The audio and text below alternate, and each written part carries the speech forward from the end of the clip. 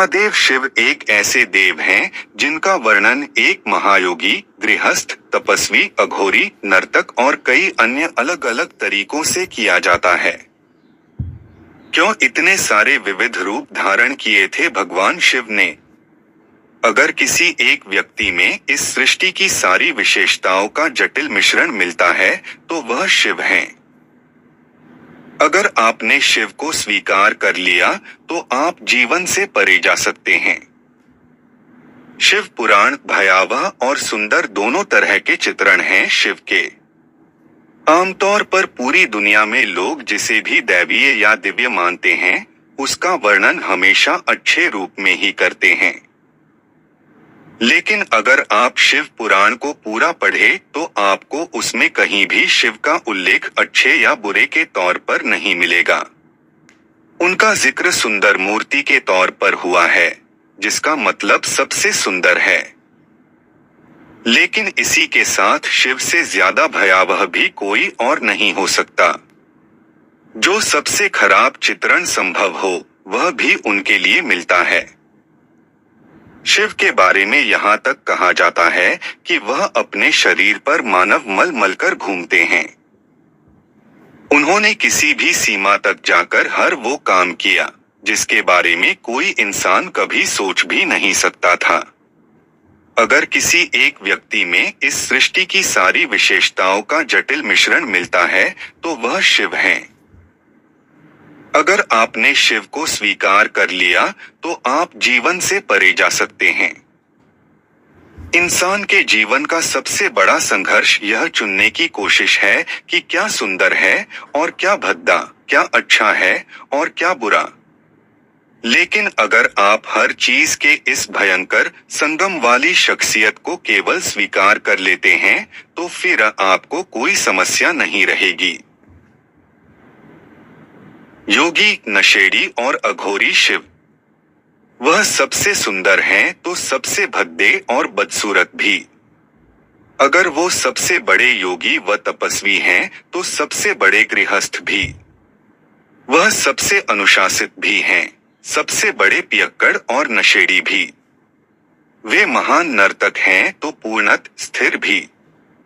इस दुनिया में देवता, दानव, राक्षस सहित हर तरह के प्राणी उनकी उपासना करते हैं। शिव के बारे में तमाम हजम न होने वाली कहानियों व तथ्यों को तथाकथित मानव सभ्यता ने अपनी सुविधा से हटा दिया, लेकिन इन्हीं में शिव का सार निहित है। उनके लिए कुछ भी घिनौना व अरुचिकर नहीं है। शिव ने मृत शरीर पर बैठकर अघोरियों की तरह साधना की है। घोर का मतलब है भयंकर। अघोरी का मतलब है कि जो भयंकरता से परे हो।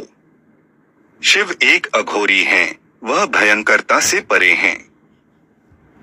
भयंकरता उन्हें छू भी नहीं सकती। शिव खुद जीवन है। कोई भी चीज उनमें घृणा नहीं पैदा कर सकती। वह हर चीज को, सबको अपनाते हैं। ऐसा वह किसी सहानुभूति, करुणा या भावनाओं के चलते नहीं करते, जैसा कि आप सोचते होंगे। वे सहज रूप से ऐसा करते हैं क्योंकि वो जीवन की तरह हैं। जीवन सहज ही हरेक को गले लगाता व अपनाता है। समस्या सिर्फ आपके साथ है कि आप किसे अपनाएं व किसे छोड़े, और यह समस्या मानसिक समस्या है, न कि जीवन से जुड़ी समस्या। यहाँ तक कि अगर आपका दुश्मन भी आपके बगल में बैठा है तो आपके भीतर मौजूद जीवन को उससे भी कोई दिक्कत नहीं होगी। आपका दुश्मन जो सांस छोड़ता है उसे आप लेते हैं। आपके दोस्त द्वारा छोड़ी गई सांसें आपके दुश्मन द्वारा छोड़ी गई सांसों से बेहतर नहीं होती है। दिक्कत सिर्फ मानसिक या कहें मनोवैज्ञानिक स्तर पर है। अस्तित्व के स्तर पर देखा जाए तो कोई समस्या नहीं है। अघोरी शिव प्रेम और करुणा से भी परे। एक अघोरी कभी भी प्रेम की अवस्था में नहीं रहता है। दुनिया के इस हिस्से की आध्यात्मिक प्रक्रिया ने कभी भी आपको प्रेम करना, दयालु या करुणामय होना नहीं सिखाया। यहाँ इन भावों को आध्यात्मिक नहीं बल्कि सामाजिक माना जाता है। दयालु होना और अपने आसपास के लोगों को देखकर मुस्कुराना पारिवारिक व सामाजिक शिष्टाचार है।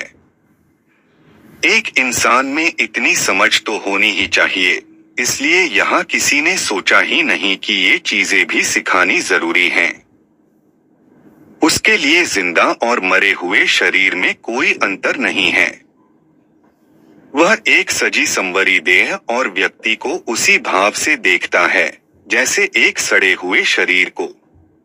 इसकी सीधी सी वजह है कि वह पूरी तरह से जीवन बन जाना चाहता है। वह अपनी दिमागी या मानसिक सोचों के जाल में नहीं फंसना चाहता।